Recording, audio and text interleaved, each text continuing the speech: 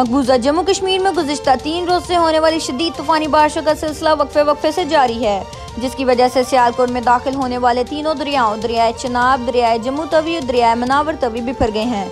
इसके साथ मकबूजा कश्मीर से आने वाला नाला 1 और इससे मलहका नाला पलकू और नाला बेड़ में भी तगयानी आ गई है। कई जगहों पर नाला पलकू बिफर गया है और नाला पलकू का पानी गोदपुर के ज़रई इलाके में दाखिल हो गया है। सियालकोट में बहने वाले तीनों दरियाओं तीनों नालों में ऊंचे दर्जे का सैलाब है। इस वक्त दरियाए चनाब में हेडमराला के मुकाम पर पानी की आमद 3,03,884 क्यूसेक और अखराज 2,98,884 क्यूसेक रिकॉर्ड किया गया है।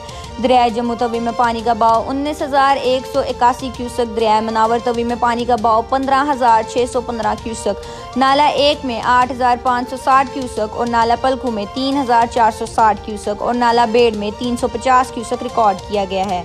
Deputy commissioner doctor Nasir Mahmood Bashir का कहना है कि हेडमराला में 4 लाख क्यूसेक से जायद पानी का बहाव होने की सूरत हाल में खतरात पेश हो सकते हैं, जिसके लिए तमाम तर इंतजामात कर लिए गए हैं। खुदा न खास्ता हंगामी सूरत हाल के पेश नज़र तमाम ज़िले इंतजामिया और रेस्क्यू इदारे अलर्ट हैं।